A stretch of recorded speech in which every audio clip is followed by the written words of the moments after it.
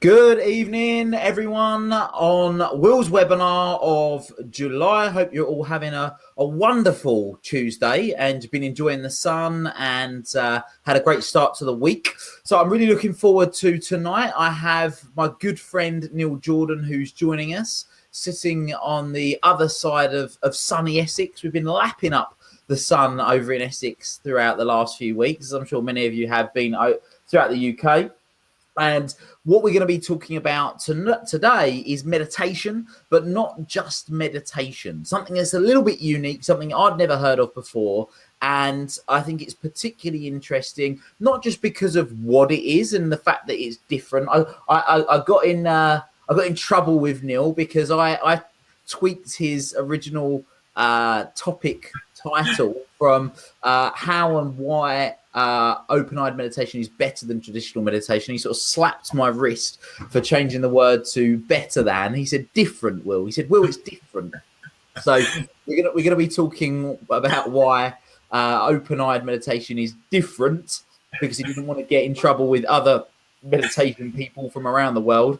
And but my argument to him was, well, it must be better because otherwise you wouldn't do it and you'd do a different type of meditation. So we're going to be talking all about that very, very shortly. But what's particularly unique about this, and what I think is really interesting about it, is the reason that Neil does it and what Neil's done for him, because he's quite a unique character, as many of us are, and he's got quite an interesting background. And if you didn't know, Neil and we're starting a podcast together, which will be hopefully released later on this month. We've been threatening it for a little while, but we've had a few things that we've had to be working on. But we're getting there at last, aren't we, Neil? Yeah, definitely. A lot of steps. So for those of you that haven't been on one of the webinars before, what I'm going to do is just make you aware of something, which is our Elite Network community. So we have a Facebook group. There's nearly 4,000 people in the group now. It's called the Elite Network Community, and you'll see the image that hopefully you can see on your screens now, which is an image of Neil and I when we were together a couple of months ago. And on that, when you see that image, it's the official thread for questions. So I'm actually going to put the Elite Network Community link to the Facebook group in the chat box now, and it's the only time we're going to use the chat box, because the chat box that I'm just sending you the link on now, when the webinar goes, we lose all of the comments there. Whereas if we keep all of the comments and your questions and any replies for whoever is monitoring this as one of the back office team, then you'll be able to get answers and you'll see all the questions you've answered. And if there's any resources or books that get recommended or whatever else, they'll all be on that Facebook group. So if you're not on the Facebook group, join the Facebook group, and then any questions you have, I'm monitoring on the screen here, and we'll make sure those questions get asked throughout. So I do just want to do a bit of a sound check, because I've just made the faux pas of talking for the last 5 minutes and realized that I've not checked if anyone can hear me. So if you can just post in the Facebook group on the thread that I've just mentioned, and just let us know that you can hear me okay, because otherwise it's going to be a pointless hour if you can't hear me. And Neil, it's maybe worth you chiming in at this point as well, just make sure they can hear you okay. Yeah, no problem. Hello, everyone. Hope you're all well, and thanks for coming on this evening. Or have you got the semi-final on at the same time?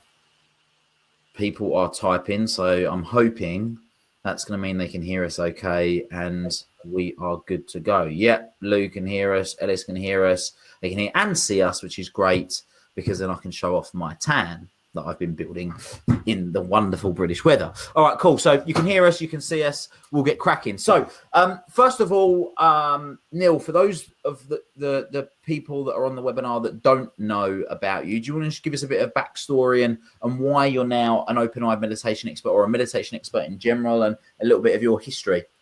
Yeah, okay. I first came into meditation through my mum, which was about... she tried to get me into it in about 1998. And the reason she did is because I've always been a little bit, well, not so much now, but I used to be a little bit of a naughty boy. And I think my mum wanted me to learn the meditation to calm me down and sort me out. I used to do a lot of recreational drugs. I've been in some dark and violent places. my best mate was murdered, another one OD'd, another one got put away. So there was quite a lot of turbulence. So you can see why my mum at one stage gave up on me and then saw meditation as a way to sort me out. I wasn't interested because I just thought I didn't really. It just looked boring. It was just sitting there. Whereas I used to experiment with drugs and stuff, so I used to sit anyway, but I'd be out of my head in my head. And then I did a one-day retreat with her, and someone did a flip chart and introduced this open-eyed meditation. And then I realised it's not about the open-eyed; it's a thinking meditation. It's not about escapism or relaxation. So that really pulled me in. It's much deeper.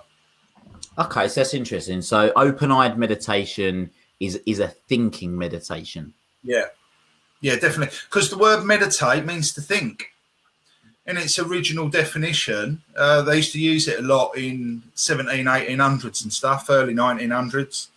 They used to say, go away and meditate on that, which meant to go away, ponder, cogitate the information, and then make a decision. And with the open eye meditation, what we work with is that our consciousness works on 3 different levels. I don't want to go too deep too quick, but it's like our consciousness, we use it in 3 different ways. We use it to think, and then we use it to make decisions, judgments, analyze. And then we also use our consciousness to interact with matter and through relationships. So we call that acting. So you've got the power to think, the power to decide, and the power to act. So it's understanding those 3 layers and going in and taking control of them rather than just being dominated by habitual thinking. Fantastic. Okay, cool. So one of my first questions for you, because there may be some people, and I have been meditating now for a couple of years. It's part of my morning routine now, and I think there's a lot of a stigma attached with meditation of people thinking that you've got to be sitting on a hill somewhere in a pair of like flowery trousers, sort of with your fingers like this and sort of chanting. And that very much isn't the case. I mean, there is that element of meditation. You can go down that route. So let's just, for the people that are maybe very new to meditation, what is meditation? We said that it's thinking and it's pondering. So let's just get really clear on what meditation actually is for people. Okay, well, you've got almost the 2 schools of thought. You've got relaxation in the modern times has become an activity, and I bet you any money the meditation you do in the morning is with your eyes shut. It is, yeah. So that I was working with a one-to-one client yesterday, and I said to her, right, I want you to list all the different types of meditation that you do. Now, the meditation I teach is in 6 stages, just the basic steps to develop the practice. Every type of meditation she listed is in my step 1. So I've got another 5 steps after that. And when you say steps, we're going to go into that maybe sort of later when you explain how to do sort of open eye meditation. But those steps, are we talking levels? They're different levels of where you get to in terms of... No. They're practical steps. And what I've done, it took me about 8 to 10 years of going around doing public talks and stuff. Can I share a background story of how I developed it, the steps? Yeah. I go around to a lot of other meditation centres, and I've been doing that for many years. And I noticed years and years ago, because I kind of do it on a voluntary basis, so it's my fuel, it's my time, and I realised I was turning up and I was just the entertainment for the monthly like mothers meeting. That's what it felt like. So it's like I'm just meant to go up front, do my little performing dance. They all go, oh, that was lovely, wasn't it? And then I go home and they don't change anything in their lives. So the purpose of me going is to share information to encourage people to change. So I was sitting there thinking, I ain't doing this if this is all the outcome is. I've got better things to do. So I thought, what can I do? I've got an hour, sometimes hour and a half, sometimes they're day workshops, but I've got a short period of time to really make an impact. So I thought, well, I can see none of them are meditating properly. They play jingly jangly music at the beginning. People are either shutting their eyes and falling asleep, or they're sitting there tapping their toes because they can't wait for some action. So I thought, I'm going to teach them how to meditate. So the first time I'd done it, I just made a pig's ear of it. I didn't really know what I was doing because I knew what I was doing, but explaining it to someone was so difficult. And that's why it took 8 to 10 years to kind of perfect it, breaking it. It's almost like I'm putting into slow motion what it is that I do. So I've just done all 6 steps just then, right? But I'm breaking it down into slow motion so people can then take each step and I explain why, so they understand why they're doing the step rather than just blindly following me. So then when they struggle with them, they can then work on them and work it out. Okay. So that's why I started to break it down into steps. Cool. Well, we're going to be getting onto part of that shortly. So what I'm just curious to know, guys, just sort of from an interaction perspective, have you, so in the group, on the thread that I mentioned, which you can access the group via the link that I posted, I'd like you to post in the official thread on Facebook, do you meditate? So yes, I meditate. Yes, I've attempted it, or no, I've never even tried it. Because I'm curious to see if those people that are online right now, just to see we can get a bit of a gauge of people that are, of where people are at, whether they're completely new to this, whether they're novices, whether they're experienced. It'll be interesting to see. So let's just move on then, Neil. So why should people meditate? What are the reasons that people should be meditating? Do you know, people say I make a good politician. I think it's because of all the years of getting in trouble with the police. I never gave a straight answer. And things haven't changed. The irony is that everyone is already an expert, open-eyed meditator. Already. Because we all think. I know some people need to think about that one, yeah, but we all think, and we all experiences internally. That is what I'm doing in my meditation. So people already know how to do that. The problem is they've got no mastery, no discipline with choosing what they want to think about. They're just overwhelmed with thoughts that they don't want. And that's the difference between someone that practices and everyone else. Is I can now, not all the time, I'm human. I can't levitate and transport myself to China, but I can. Who even are you? Give us a demonstration. Hold on. Don't believe what you see on TV. This is the irony. Everyone can already do it. It's just that when people sit still to focus their mind, they become aware of the rubbish in their head that then freaks them out. And then they don't like meditation, or they think they can't do the meditation, which is why I've again, we'll explain them later, why I've broken it down into steps to help people deal with what they then become aware of and what it feels like is entering their head. Okay, let me answer your question. Why should people learn to focus their mind? Because your mind is the most powerful thing in your life. The most. And I say it because people just don't get it. It is the most powerful thing. So if you don't understand how it works and you don't know how to use it, it's like giving a great big machine gun to someone who's never fired a pistol. Yeah, they might be able to pull the trigger, but they'll never hit a target, no matter how many bullets they fire. Yeah, okay, cool. So essentially it's being able to focus the mind. That's a step.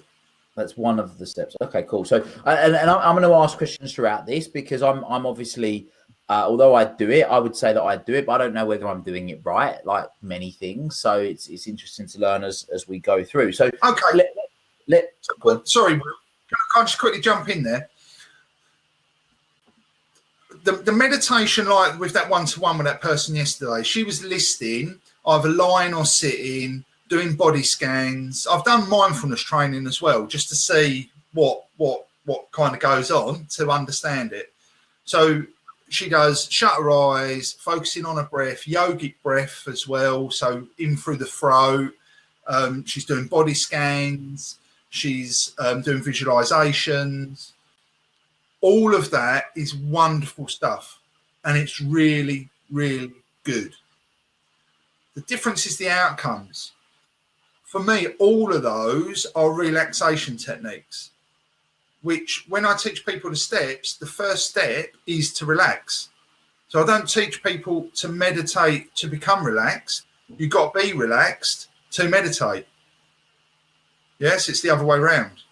Sure. So everything you said for me is step one. But her outcome is she just wants to be peaceful. She just wants to be relaxed. With my meditation, it's about getting in here, understanding the negative and creating positive. So they're two different outcomes that we're aiming for.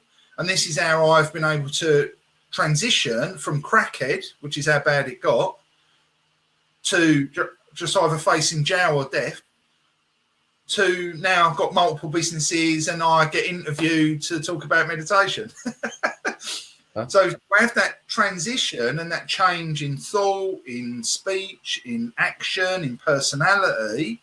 That hasn't come through just doing deep breathing and shutting my eyes. Yeah? I'm with you. So they're the kind of differences with it. Okay, cool. I get it. So talking with differences. So again, a big buzzword at the moment is mindfulness. So you just mentioned mindfulness. So what's your definition of the differences between mindfulness and meditation and that whole side of things? Okay, so do you know how the word mindfulness ended up in the Western vocabulary? I don't, but I'm sure I'm about to find out. It's quite interesting. Andy Puddicombe actually mentioned this in his Headspace book. And he's the founder of Headspace, if people are not sure who he is. So he used to be a Buddhist monk. And it's a great little bit of history about how meditation entered the Western world, because it has come from the East. I've done 11 years now, 11 visits out to India, and I'm going again out in March, where I just do loads of meditating, loads of study, loads of practice, workshops on it, go really deep into it. And in the 1950s, when it all started there was a lot of people, I suppose, after the war, started to go out to India a lot more, and then meditation started to become even trendy then, and it became a topic of conversation. So some doctors presented to the medical board or something, why don't we introduce meditation? And they're all like, well, it's from the East and it's foreign and, you know, all this closed mind kind of perspective. And they basically said, no, thank you. So what the doctors done that wanted to present it, they went away, repackaged it, called it mindfulness, presented it again. They went, yeah, love it. So even from then, the word meditation and the word mindfulness had a very kind of split, do you know what I mean? Kind of a very close relationship in terms of definition. Okay. Fast forward to today, I think that because when you get a general perception of a word, that seems to override the traditional root meaning of the word. Yeah.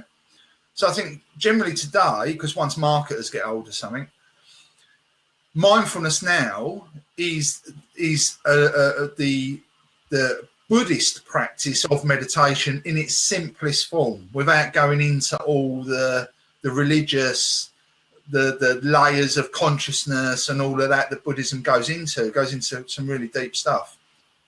So, and I think Headspace has really helped make it more accessible to people. But mindfulness is about getting into the position of now. And again, I work on that in my 6 steps. The first 4 steps is about getting you into that position of now. Then we move into creation, which is meditation. I'm thinking.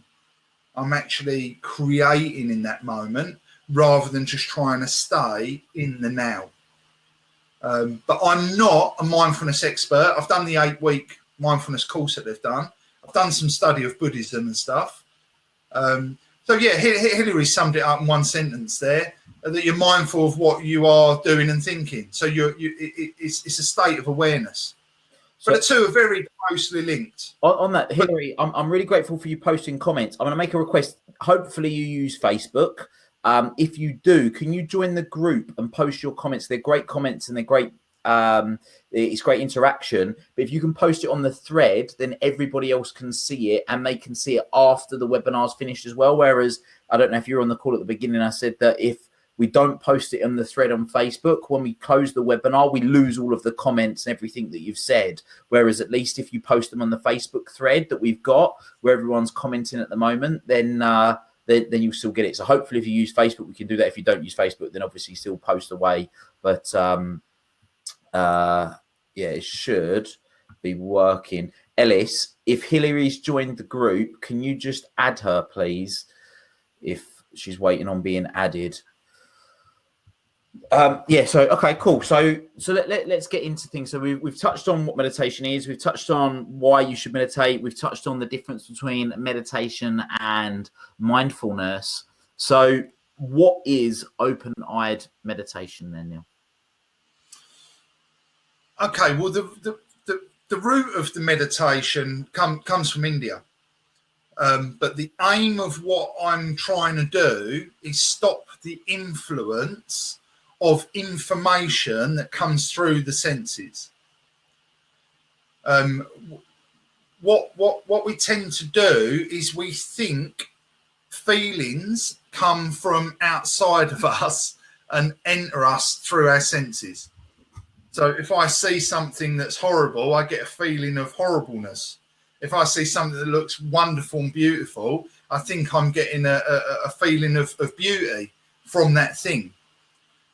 But what I've learned in the meditation, it actually doesn't quite work like that.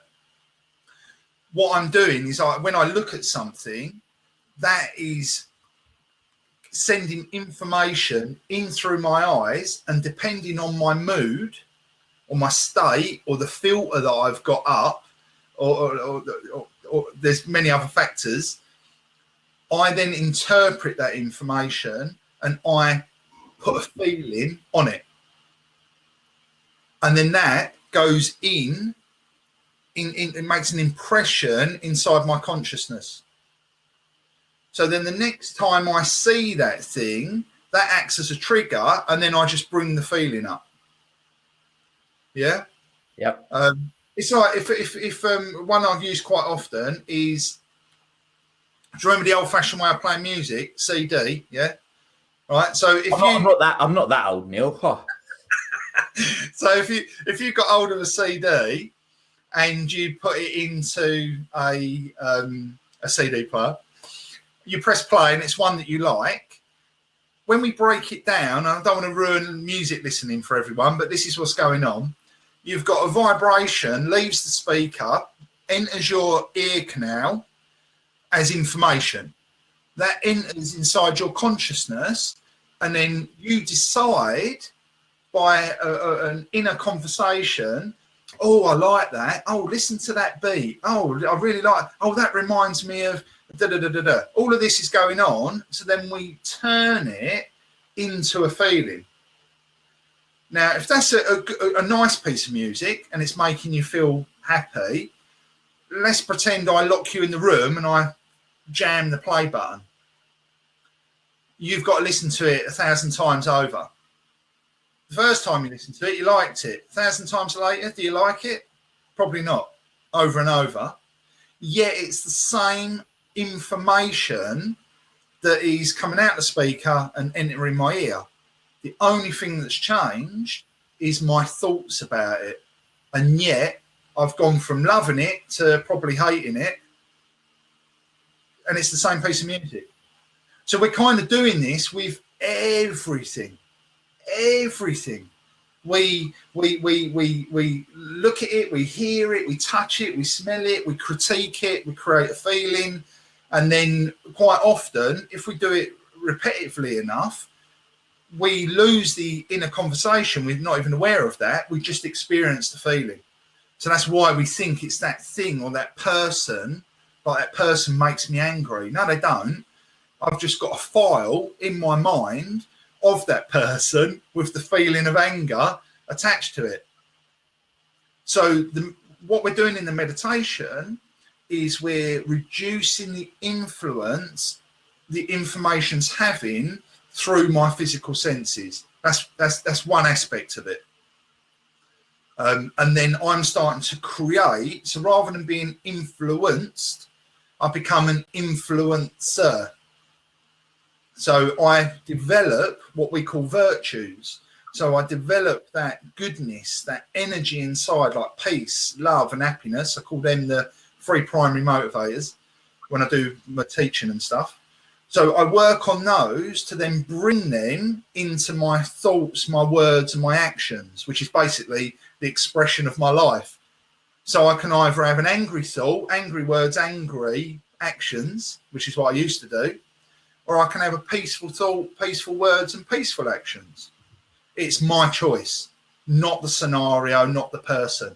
And that's what the meditation's taught me. So I think, and I hear what you're saying. And one of the things that certainly in the work that I do is I make people aware. So many people are unaware of what they're doing. So from a conscious perspective, they're not conscious of how they're reacting. They're just reacting. Like you said, they're being influenced rather than being the influencer. They haven't got the choice over how they're reacting. They're just on default mode and they're doing what they're doing because of years of programs that they've been built in or belief systems that have been impressed upon them.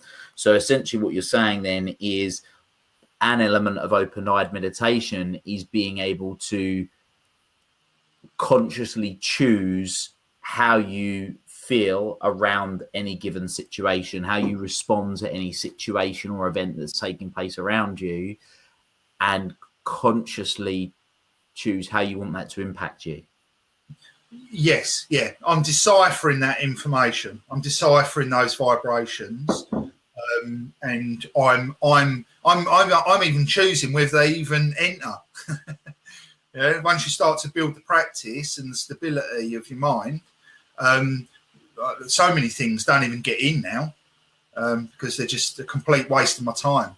I haven't got the room for like gossiping. Yeah. It won't even enter my consciousness now. I think there's a lot to be said for this because so many people, they wish they reacted differently to certain things. I mean, I've got my own system of being able to deal with certain things, and mine is very much based around values. So value, I'll associate certain things to values, and I'll look for situations and reposition myself or how I position it based around my values and my belief system.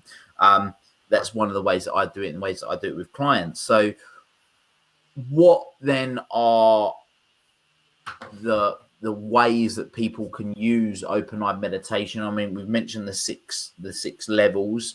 So what is it? Is someone sitting here, so those that are on the webinar this evening saying, right, okay, I get that. That makes sense.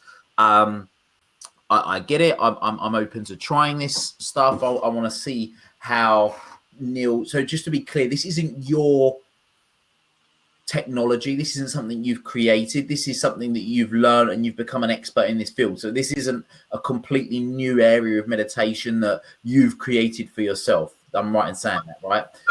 It's the most ancient. Okay, it's the most ancient, and you're pretty old, so you've probably been there from the beginning, right? Yeah. So yeah, what I've done is I just used to go around and do talks at the free meditation centres, and then over the years of me breaking it down into the steps, because no one else has ever done that with the type of meditation that I do. And I know there's at least 1 million people doing the type of meditation that I do, and no one's broken it down into the steps that I've done. And I had a guy come up to me. I did a talk in Oxford, and he come up to me and said, right, I've been practicing meditation for 30 years. I've just spent 30 minutes with you. I learned your 6 steps. We did 5 minutes meditation at the end, and I got more in that 30 minutes than my 30 years. When you say he got more, what did he get exactly? I didn't have time to dive in. I was in a reception area after the talk. You tend to get a queue of people that want to ask you questions. He straight away went from that statement to, you got a website? I said, no. And he said, right, have you got a book? And I said, no. And you could see he was starting to get a bit agitated now. So he said, so when are you coming here again? And I said, well, I'm here by invite. So it's the next time that they invite me. And he said, oh, nice one. Dangled a carrot and no follow-up. Yeah. And it was then that I realised I've got to find a way to share this so people can then access it. I didn't realise all this was going to start to happen. And I then came across Headspace, and I thought, right, Andy Puddicombe has urbanised a Buddhist mindfulness. So why don't I urbanise my ancient Indian meditation? So that inspired me. And straight away, they tell you to shut your eyes. Straight away, I tell you to open your eyes. So straight away, I knew there was another option, another choice for people. Sure. Or an add-on. You can do both. You know what I mean? It's not one or the other. It's not better. It's different. Yeah. That's it. So, that's it. Okay, cool. So I just want to check some questions that some people, because we've got lots of people interaction here, and then we'll go on to how to meditate open-eyed and the benefits of doing it, and specifically learning a bit about it. So Ellis asked, the meditation that you do with your clients, is it guided or is it sounds meditation? I give them I give people commentaries to teach them the steps. But I'm a real, I'm a life coach as well. Yes, I've done all my life coach training. I know the importance of enabling people to tap into their own potential and develop their own skills and resources to live their lives. As soon as you become forever reliant on someone, then you failed. Yeah, you got to become self-sufficient. So I teach them through commentaries the steps, which could take one person a week to master, someone else 5 years to master. But what I'm encouraging them to do is, once you know the steps, is to just be able to follow them yourself. So the commentaries there are to educate you, not to forever lead you, because you've got to create your own commentaries. They're your thoughts. So that's how I work. Okay, cool. So hopefully that's answered the question. Hillary's managed to get into the group, which is great. Practice creates neural pathways in your brain to become more aware of your thoughts and feelings. Yeah, agree with that. Okay, cool. So how do you meditate open-eyed? What are these 6 steps then? What are the 6 steps to? Okay, the first step is I just call it relax. So open-eye meditation.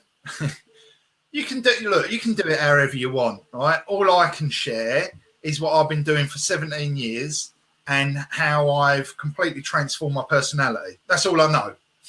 Yeah, into the better person. It's not that I've become someone else. It's just my true good potential. I'm able to express it more often. I still experience negativity, but the ratio is different. So I'm not telling anyone this is how you should do it. That's not how you should do it. All I can share is what I've been doing. So the 6 steps that I've broken it down into, the first one is relax. So do whatever you need to do to relax. Deep breathing, relax your shoulders, move your neck around. And I always do mine sitting. Again, when I go through stuff with people, there's 4 different types of meditation that I teach them for different times of day. What I'm showing you now is the first one. I call it power up. And it's the best time of day is the morning, before your day begins. It's like I want to power up with the energy, ready for my day, because I know people are going to want to use or get me to use that energy. So just to be clear then, so within the open-eye meditation that you teach, there are 4 types, which is power up. Yeah, you got power up, top up, tidy up, and back up. So power up, top up, tidy up, and back up. Tidy up. Okay, cool. I've named them like that to try and help people remember. Okay, yeah, no, it makes sense. I'm with it. So relax. So basically, get relaxed. Because I'd use myself personally, because I know there's lots of other people that are in the on the webinar and that maybe listen to this after, that live hectic lives. I mean, for me, I've been up since 5. I've been doing what I've done. I've been to the gym. I've had an event all day. I've come in. I've done some work. I'm here. So for me to relax, it can quite often take me quite a long time. If I wanted to really relax and really wind down, no, you're not. Just a case of sort of taking the edge off where you're at. Yeah, that's right. That's right. It's just loose. It's just so you can, because the next stage, right.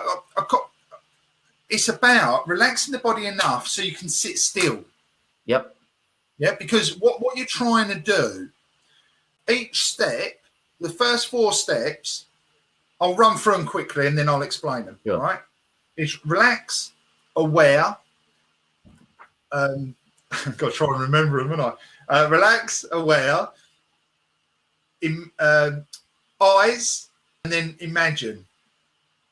They all used to have 2 words in, but I'm realising I've just got to keep simplifying everything. So just 1 word now. So relax is so I can reduce the influence that my body is having on my mind. So it's at this point, if you want to shut your eyes, I don't, but if you want to shut your eyes, to relax, to get into the moment, whatever tactic and technique that you need, just chill out, just like to be able to sit. That's all it's for. It's not to be the most relaxed person that you're going to get in the Guinness Book of Records or anything. You just want to take, like you said, the edge off. Next stage is aware, because when you sit still, you will now become aware of everything that your senses are picking up. You'll become aware of what you can hear. You'll become aware of, you might have a toothache. You'll become aware of your backache. You'll become aware of how hot or how cold the room is. You'll even become aware of the things that you've got to do today, the things that you didn't do yesterday. You might even become aware of something that happened 20 years ago that you still haven't put to bed, or you'll be worried about something that hasn't even happened yet. So you become aware of all these different things, but the same technique is used. You say to yourself, that is that. Like if it's a dog barking next door, dogs bark. So I accept it, rather than trying to plot how I'm going to shut the dog up, like poison meat or something. Instead, I just say to myself, the dog barks. That's what dogs do. So I accept it. Okay, I'm going to have thoughts of the past. Accept it. Because as soon as you accept something, you reduce its influence. And that's what we're trying to do. We're not trying to solve the world. We're not trying to sort all your problems out and just by sitting in a chair.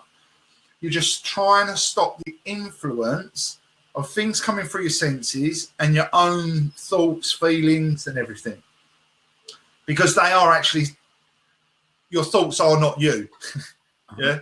It's like a painter paints the picture, but the painter isn't the picture. Sure. So a thinker thinks the thoughts, but he isn't the thoughts themselves. They're a product. Sure. Yeah. So the next stage is eyes. And the reason there's a whole stage just on eyes is because they are so naughty. Yeah. And I always ask people the same question: what colour is your front door? Which sounds quite random. Yeah. So Will, you just quickly popped home. Yeah. And had a look at your front door. Yeah, it's brown. Okay, so you created the image around about here in colour. Correct. Or you had that information there. Correct. To be able to answer that question. Correct, yeah. Okay, so the reason I ask it is because what I want to quickly show is that there's a difference between your outer vision, your physical eyes, and your inner vision. Because although you briefly looked up, you were looking back at the camera while you were recollecting that information. So in here was working in a different place with something else, while your physical eyes had a different job to do. Yep. And that's a key part of open eye meditation, obviously, is what I'm doing with my eyes is I'm resting them on a point. So just a tiny, tiny dot. I'll tell you what's brilliant is, you know, these screws in plug sockets and light switches. Yeah. They're really good because they're really good size. And if you get the domed ones and they're nice and shiny, they'll just catch a little bit of light. You can tell I've been doing this more than once. So they're really nice to just rest your eyes on. So it's like a soft gaze. So I'm just resting my eyes on the point. Now, I know other open eye meditators and they squint, but I don't recommend that. The reason being is because you're developing a habit. And I want to tap in whenever I want, so people don't even know.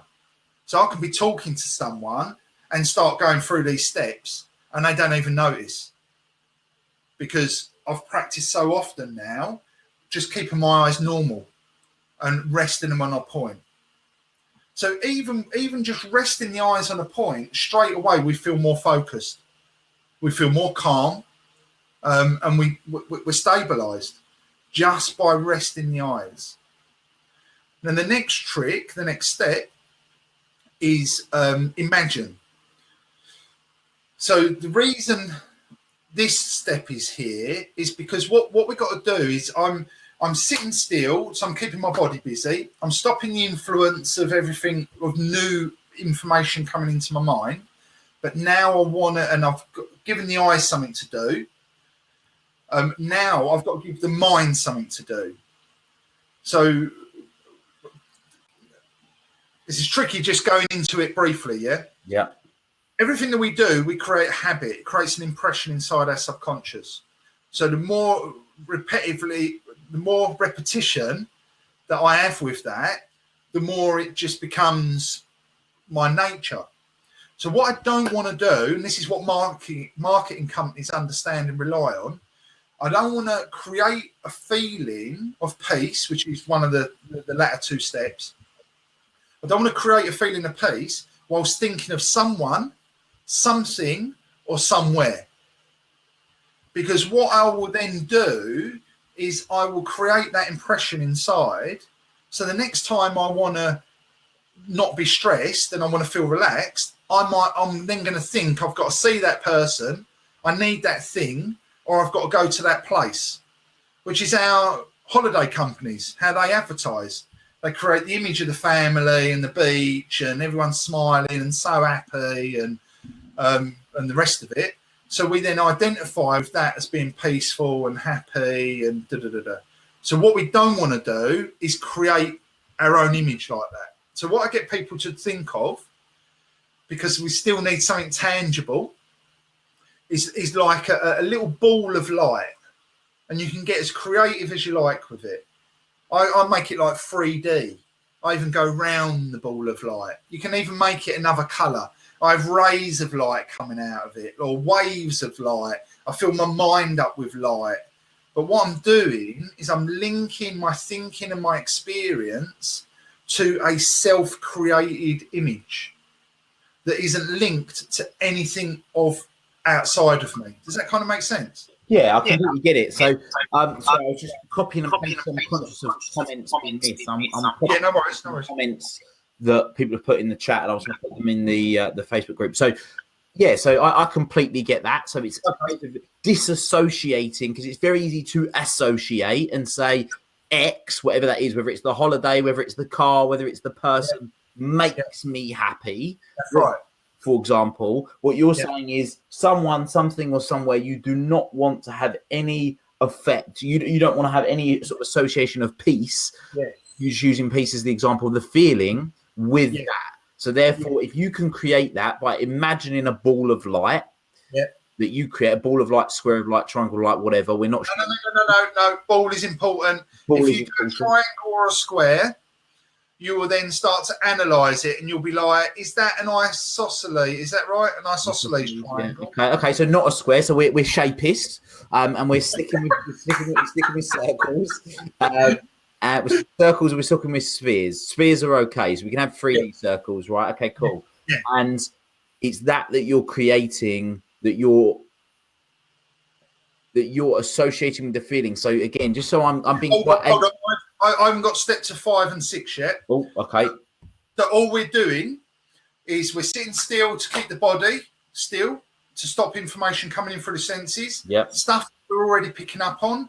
We're consciously and actively going, "No thanks, I'm not letting you influence me because I'm sitting there meditating."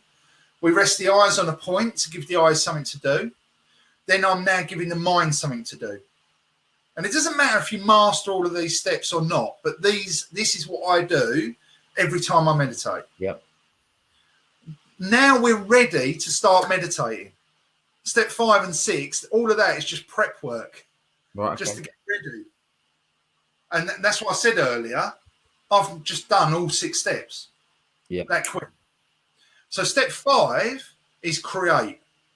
And now I create a thought. And we start off with an I am thought. I, because I want to bring my attention to me. Am, because I want to come into the now. I don't want to be I used to be or I will be. And then I tend to get people to start off with peace. So I am peaceful. That's the first thought. And the reason we start off on peace is because we want to slow the mind down. We want to slow the thinking down. We just want the person to chill out. And then it makes it easier to do more advanced stuff afterwards. Step 6 is experience. And the metaphor that I use with this is surfing. What does a surfer do the first opportunity he gets? Surfs. What's guaranteed is going to happen to that surfer, whether he's the worst surfer in the world or the best surfer in the world? Fall off. Right. So meditation is exactly the same. I'm going to create that thought of peace. Now, what the aim of the whole meditation is for the 6th step. What I want to do is experience the peace. So the thought is like the spark plug, like the spark. So what I'm trying to create is the experience of peace, completely self-generated, not based on anything or anyone, just my own thinking and my own memories of peace, but not linked to anything. So I pull that, by creating the thought, I start to go into the experience of that peace. And when people first start, I say to them, if you get a nanosecond of peace, you know it works. But it just means you're falling off the board. So what you got to do? You got to get back on. Yeah, sure. So you say, I am peaceful. You get a nanosecond of peace, and then you think, oh, I must buy the bananas from Tesco's. Yeah? So you're falling off because my awareness has gone to something else. So I just pull back again, line myself all up again. I am peaceful. And that's what I left out with the creating of the thought. You've got to create it like you mean it, like with determination. In Hindi, and I apologise if there's any Hindi-speaking people on the webinar, my accent's terrible. In Hindi, you've got a word called sankalp, which means determined thought, and that's what we're after. We're after a thought that no matter what's going to happen, I'm going to experience this thought. So it's like, I am peaceful.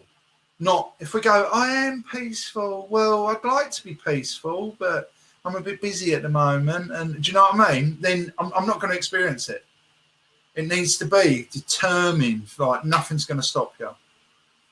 And then if you get a nanosecond of feeling, you now know the process works. It's just building on that. The more I practice, the more I practice, the more I practice, the longer I can stay on the board. And the surfer metaphor is perfect, because every time you fall off and think, oh, I can't meditate, oh, I can't do it, I keep thinking about this, I can't sit still, I can't keep my eyes open, I've got to close them. I've heard every reason that someone can't meditate. I've even used them all. Yeah? And I know they're just excuses. If the person's determined enough, they put in the practice, they will get the reward. Effort equals reward. If they're not getting the outcome, it's because they've not followed the steps. They're not putting in the practice. And they're not just building on that nanosecond of experience, because that's all you need to start off with. They're the 6 steps. Okay, cool. So the 6 steps are relax. So get relaxed. Do what you need to do. One of the things that's really good for me, like, you've disappeared, Neil. Don't know where you've gone. I'm still here. It says no video available, so maybe it's just right. you kick back in. It did it to me last month, so maybe it'll kick back in a second. Hopefully it will. Yeah, my wife, that's fine. Yeah. So one of the things for me, and for those of you that are listening that maybe haven't meditated before, I'm quite a tense person. And one of the 2 things for me that are really good that help me meditate when I'm meditating is I relax my jaw. So I become right, relax your jaw. I just literally relax my jaw and relax my shoulders as well, because quite often I'm quite hunched. Like I have my shoulders up a lot of the time. Like when I'm sitting down, I'm like this, and so just relaxing my shoulders, relaxing my jaw. Yeah, and then sitting into it. That's just a couple of things that I do. I mean, have you got any other tips for people that looking to relax? Yeah, I've at the moment I've got a free meditation course that people can gain access to, but that is coming down soon, and that's not just hurry up and sign up or whatever. But seriously, that is coming down soon, and we're redesigning it. But in that, I take people through commentaries to take the energy from their toes, from their feet, up their body to the center of the forehead. So it's a really nice way to transition from a physical experience to going into here, because that's where our awareness and attention wants to be, is inside your own head. Don't get scared. It's your own head, your own thoughts. Yeah. So I take people through a really good visualization where you imagine you're sitting here and you've got a control panel with buttons and switches and stuff. And with each breath you take, as deep as you like, with each breath you take, you're pressing a button or a lever, and it's bringing the energy from your feet up your body. So you go, press a button, it comes up from my feet to my knees, from my knees to my hips. My hips, I feel that energy coming upwards to my chest, right up here to the center of my forehead. And doing that step by step is a really good way to concentrate the mind. And as I say, transition from being very worldly to going into that inner space. Okay, cool. So that's the relaxation. And if people want to do that 7-day trial, we'll post the link. The second thing is becoming aware. So just becoming aware. If there's a sound outside, there's a sound outside. Not trying to shut the dog up, for example, is the example you use. If there's noise, but it's just noise. It's not so. Anyway. Second thing is eyes. So actually focusing on a third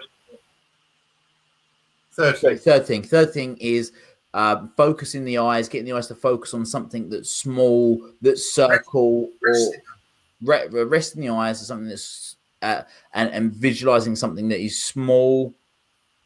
No, hold on. Step 4. Step 4 is okay, cool. So I'm just making sure that I'm reassuring it back to people. So getting the eyes to rest the eyes, so not looking up left, right, just resting the eyes. Fourth thing is imagining. So we're imagining a circle or a sphere. Yep, that's right. What sort of distance are we talking? Is it like within arm's reach? Is it up in the sky like the moon? No. Sorry, that's a really, really good question, because this is quite hard to... The visualization is in here. You know where I asked you about your front door? Yeah. And whether it was an image or information or whatever, your cognition, your working that out was going on inside here. This is where we want to do all the work. We don't want to be out there. That's your physical eyes. Okay. We want to be in here. So I could, right. So rest your eyes, Will, on a point. Yeah. And then I want you to tell me what hot drink did you have this morning? Without moving your eyes. I don't drink hot drinks. What cold drink did you have this morning? Water. Was it from a tap, plastic bottle, filtration system? From water. What receptacle did you have it in? A glass. Okay. So you were visualizing all of that whilst not moving the eyes. So if anyone struggles with the creation of the ball and keeping their eyes still, then just do exactly what I just done to you, Will, is take yourself through something that's going to be really simple and easy to remember, just to prove to yourself that actually I can take my mind wherever I want and I don't need to use my eyes. Okay, cool. And it develops the practice. I get that. So step 5 is create. Yep. So an I am thought, but remember sankalp, yeah? A determined thought. And a determined thought means it's already been determined. So it's fixed. There's no movement. It's happened. Yeah? As soon as I create it, it's happening. It's in stone. That's a sankalp type of thought. Okay, cool. And with determination, not determination as in oomph, but although that is needed, but determination as it's definite. Yeah. Yeah. And step 6 is experience the thought. So it'd be I am peaceful, and I don't mind even running through a little one, so we can do a little meditation and see if people can get the nanosecond. It doesn't take long. And I just run through 3 little thoughts and we pause after each one, really simple. And if one person gets a nanosecond of an experience, it's successful. Okay, cool. So again, I'm trying to go through some questions.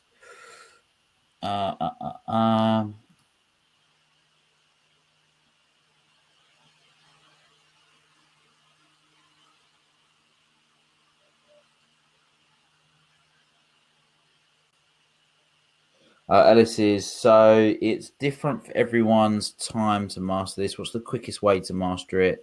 Or is it just a case of keep practicing?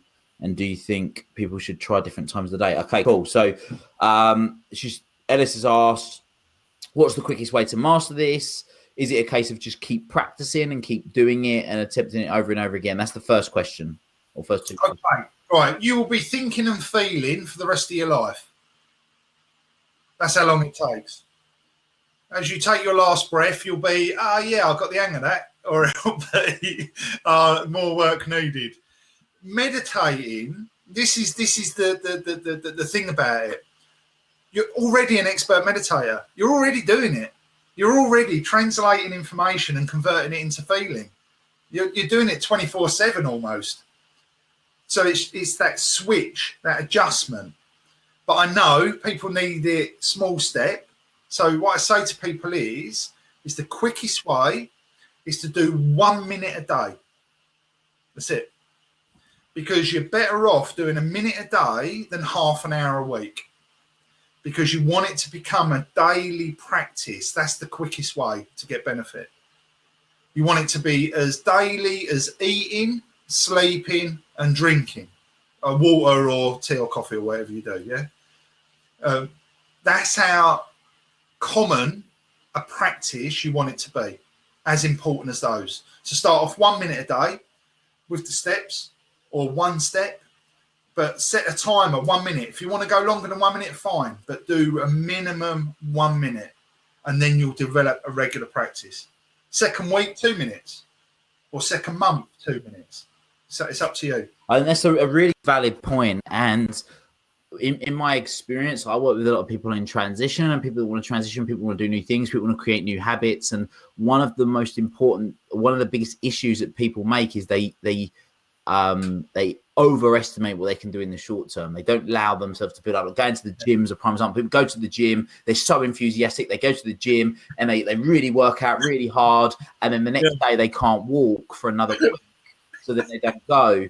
That's just one example of where people do that. So building into something is really valuable to get the end result. And sort of Hillary, has mentioned here about starting with what feels comfortable with you, which again I would agree with in terms of building up the time and certainly from a time perspective.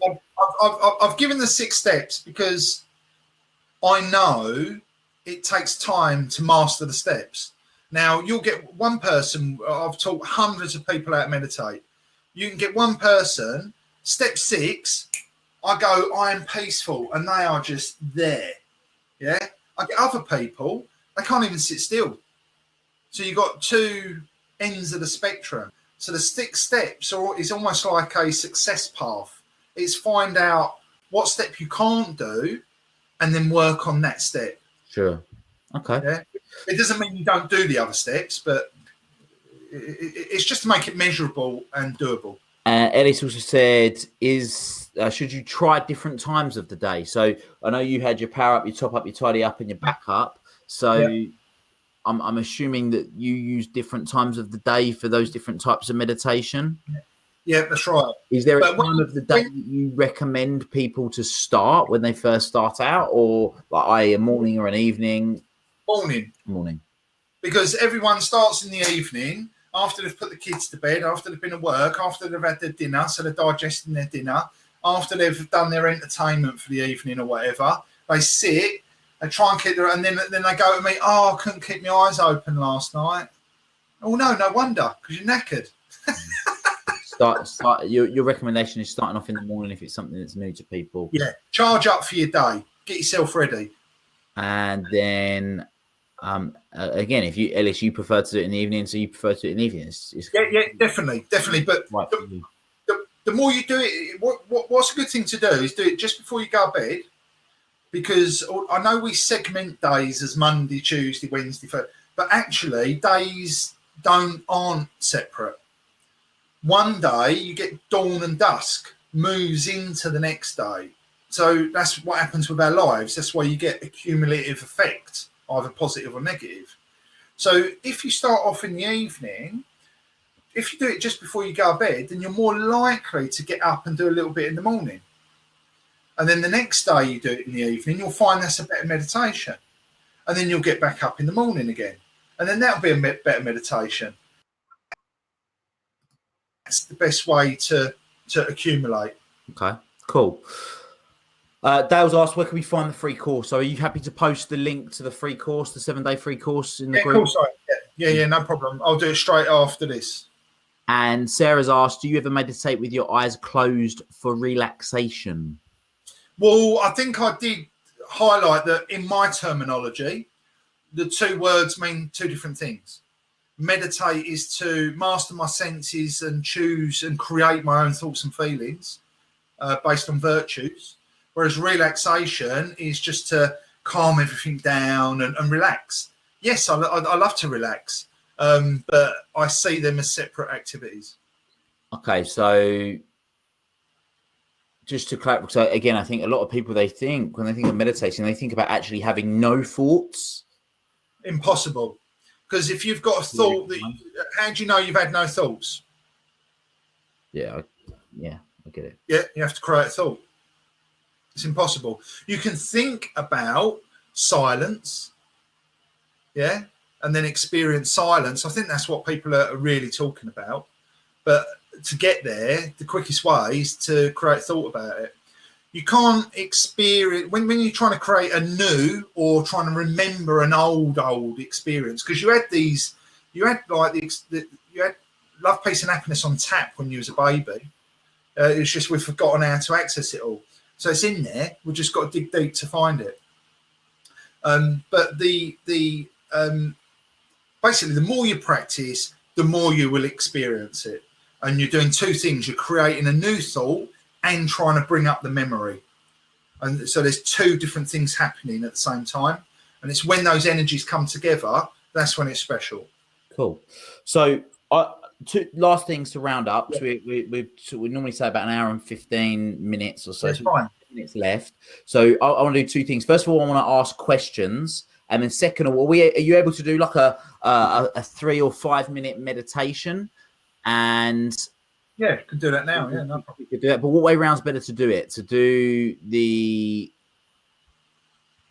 questions and then finish on the meditation, or do the meditation and questions if people got questions about it?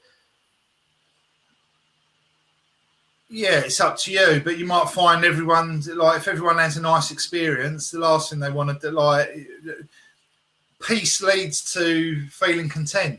Okay, so let's do questions. So first of all, has anyone got any questions that they want to ask? Any queries around what we've been speaking about the last hour or so? Neil's thought process is obviously with regards to his 6 steps: relaxing, or relax, aware, eyes, imagine, create, and experience. The 4 different types that you use: the power up, the top up, the tidy up, the back up.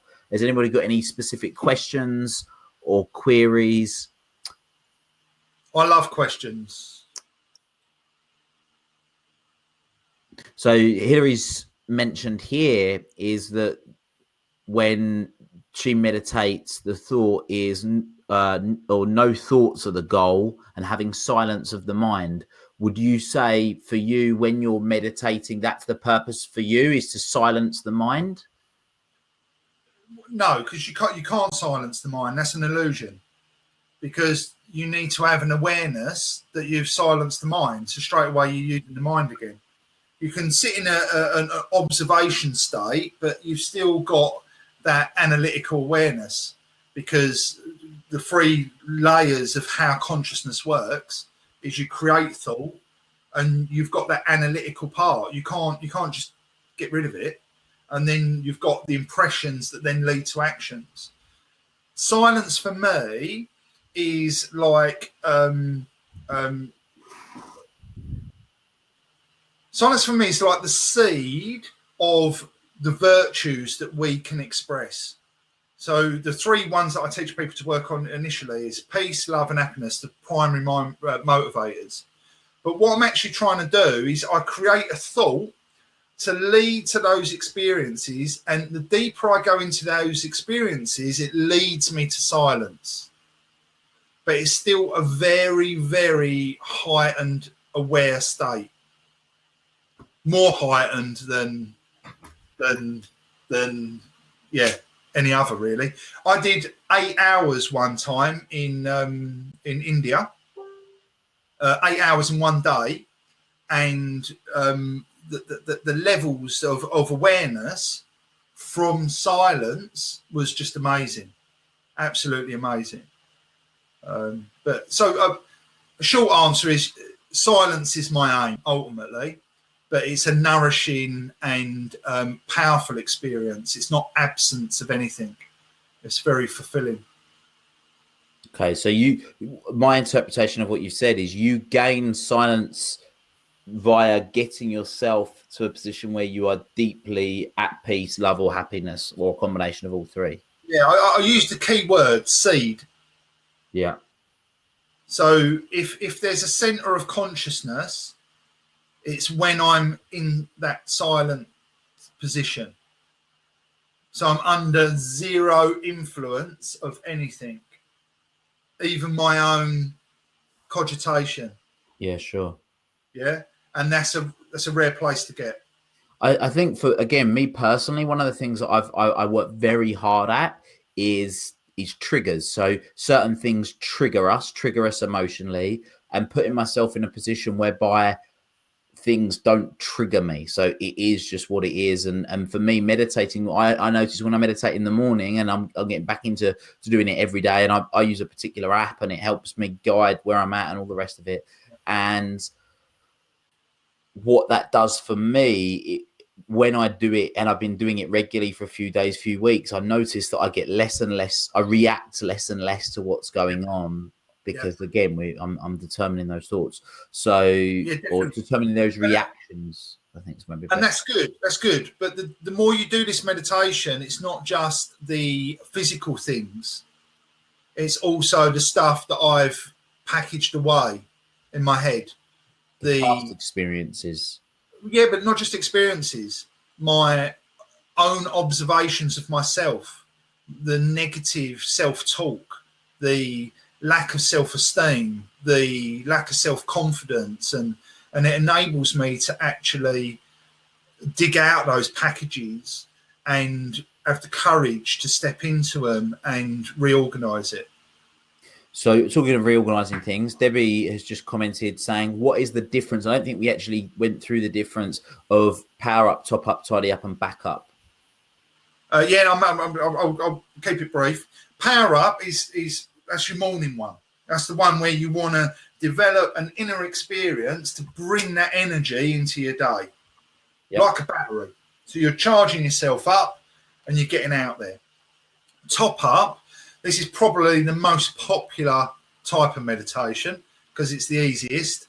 It's where top up is what it is. You grab opportunities throughout the day to repeat to yourself quite often the one that you did in the morning. So you're topping it up. So let's say we sat there and did I am peaceful in the morning and we feel it.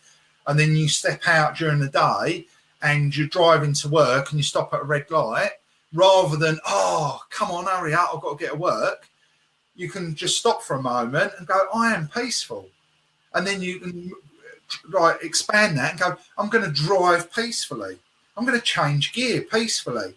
So you're not just creating the experience, you're actually bringing it into your life. And you might get to work and you've got to wait for the computer to load up. So rather than tapping your fingers or nattering to someone, you can look at your computer and just say to yourself, I'm so peaceful.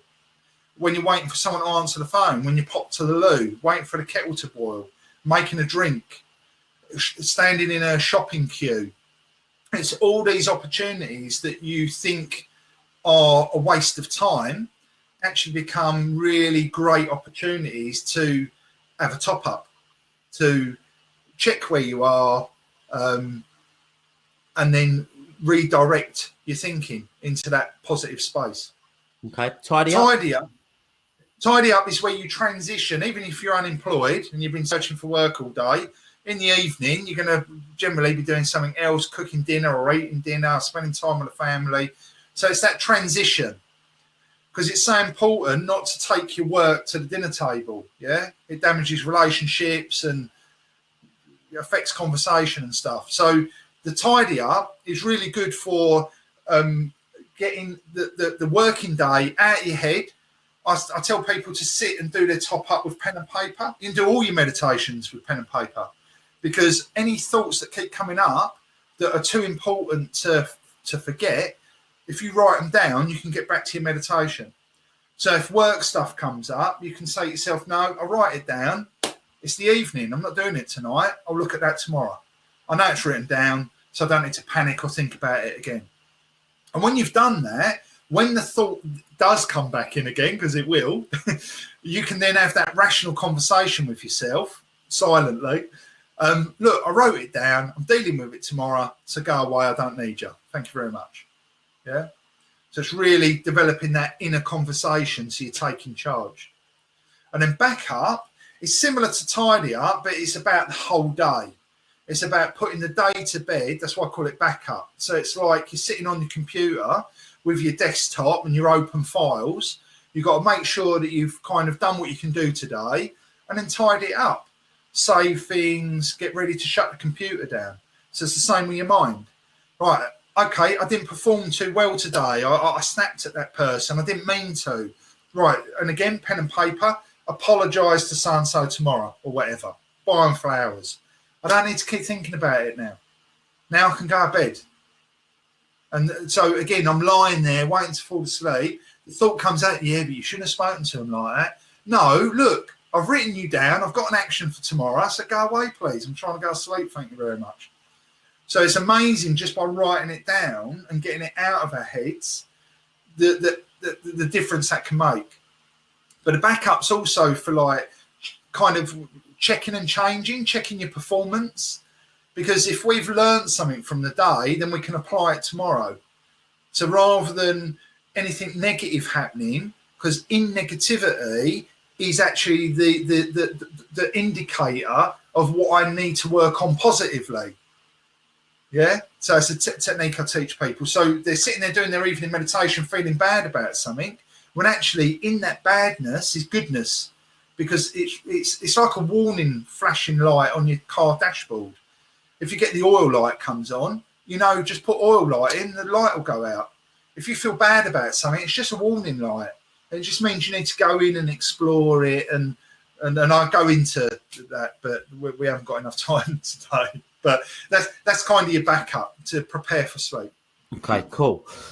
So hopefully that's answered all the questions. So if we take maybe just 3 minutes, because I'm conscious of time. I'll do it short on purpose. Yeah. And we'll keep it short so then people that are very new to this can benefit from it. So we've got 3 minutes far away.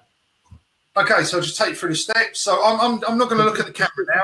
Just to be clear, that's fine. So just to be clear, what you're going to be instructing people to do as you do to experience open eye meditation for listening. Yeah.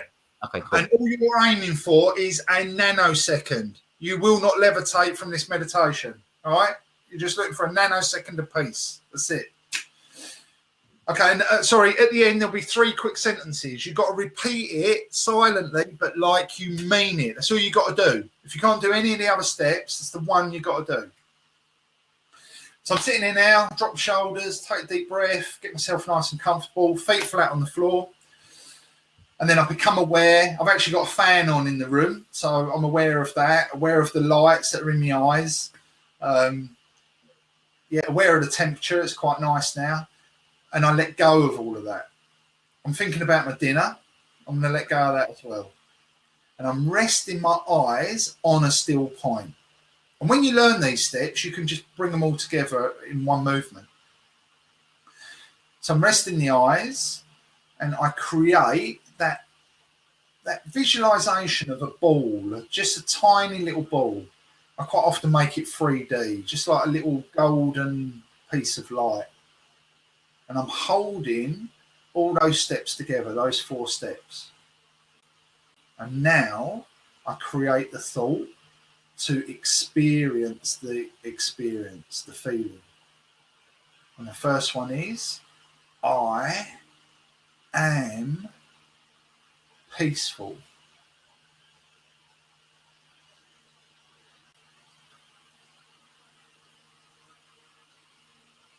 Thoughts will come. I just want to try and experience that peace. I am. Yes, I really am peaceful.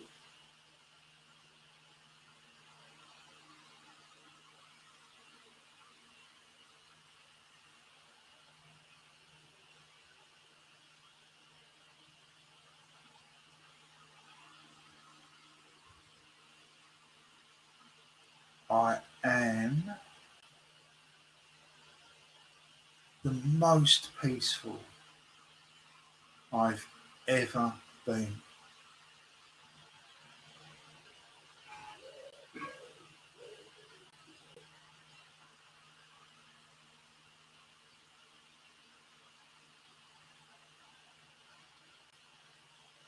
And then I bring my awareness back to now, back to my body, back to movement. But I remember, even if it's a nanosecond, I remember that feeling of peace.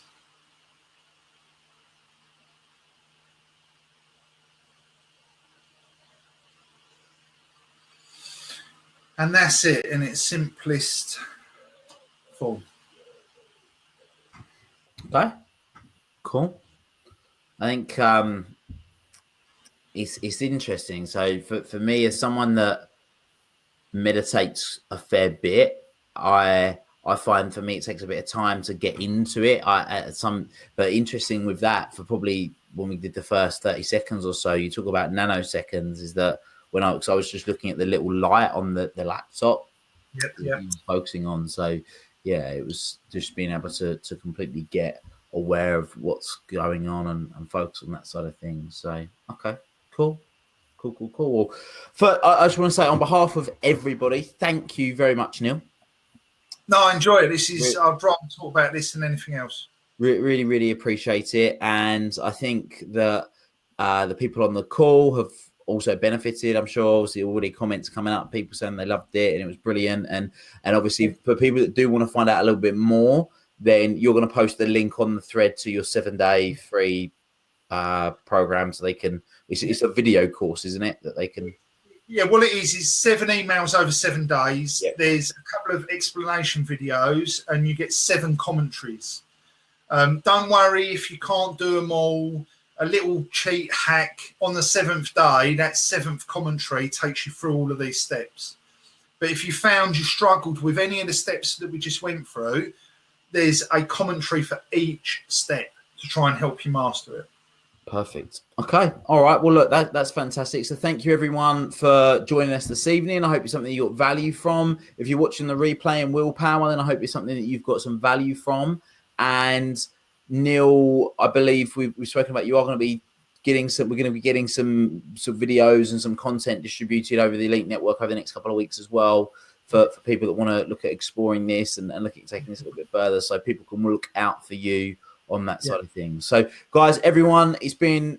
And sorry, if people can tell me what your problems are, because I can help you find a solution. So the more that you tell me what you're struggling with, I will know a little trick that will help you overcome that obstacle. So please let us know. Sounds good. Okay, everyone, it's been a great evening. Thank you for joining us. Until next time, make it happen. Nice one. See you later, everyone.